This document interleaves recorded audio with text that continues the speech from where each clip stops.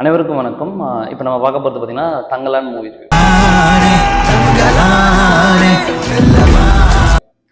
First வந்து படத்தோட வந்து நெகட்டிவ் மட்டும் பார்த்துடலாம். எதுக்காகனா அது கொஞ்சம் கம்மியாக இருக்கிறதுனால அது ஃபஸ்ட்டு முடிச்சிடும்.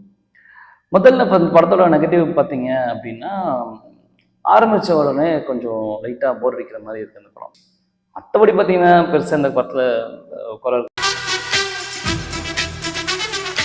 அப்புறம் இந்த ஹீரோயின் பார்த்தீங்கன்னா அவங்க நடிப்பே வந்து நம்மளுக்கு வந்து என்ன சொல்கிறது, ஒரு செயற்கை அவ்வளோ செயற்கையாக ரொம்ப மோசமாக இருக்குது. ரெண்டாவது அவங்க பேசுகிறதும் வந்து சுத்தமாக வந்து புரியலை.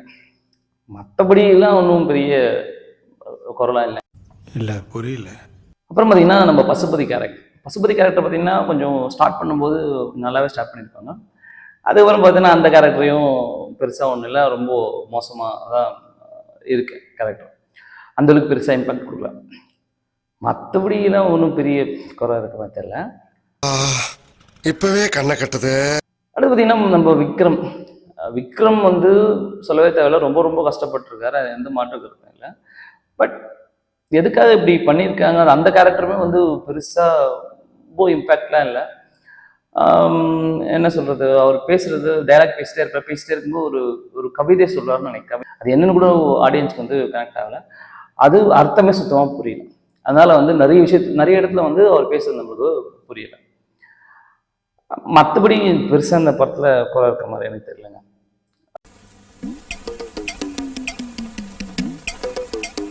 பட் இந்த ஃபர்ஸ்ட் ஹாஃப் சொல்கிறீங்களா, ஃபர்ஸ்ட் ஹாஃப் வந்து கொஞ்சம் ரொம்ப மட்டமாக தான் போய் முடியுது. என்னதான் படம், என்ன ஜேர்னர் இந்த படம், அப்படி ஹாரர் மூவியா இல்லை வந்து ஆக்ஷன் மூவியா இல்லை த்ரில்லரா என்னன்னே புரியல. மற்றபடி இந்த மூவியில் குறை இருக்க மாதிரி எனக்கு பெருசாக குறை இருக்க மாதிரி தெரியலங்க. அப்புறம் பார்த்தீங்கன்னா செகண்ட் ஹாஃப் ஸ்டார்ட் ஆகி மறுபடியும் வந்து கொஞ்சம் படம் அப்படியே போகுது, அப்பயும் போர் அடிக்குது. மற்றபடி இந்த படத்தில் இன்னும் அவ்வளோ குறைலாம் நம்ம சொல்ல முடியாதுங்க. என்ன விக்ரமுக்கு வந்து மண்டையில் ஏதோ ஓடிட்டே இருக்கிற மாதிரி காட்டுவாங்க.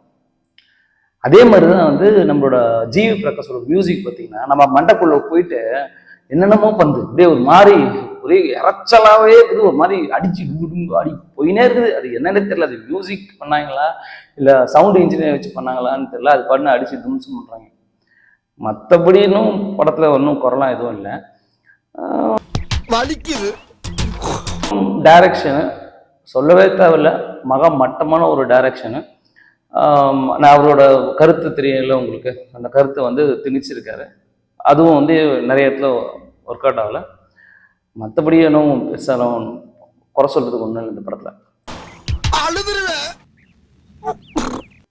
அடுத்தது பார்த்தீங்கன்னா சாங்ஸும் வந்து ஓகேண்ணா, சாங் நல்லா இருக்கிற மாதிரி தான் இருக்குது. பட் ஆனால் அது படத்தில் ஒரு பெருசாக இம்பாக்ட் கொடுத்த மாதிரி தெரியல. மற்றபடி இந்த படத்தை எதுவும் குறைலாம் ஒன்றுமே இல்லைங்க. வேற இன்னும் பெருசாலாம் குறை சொல்ல முடியாது.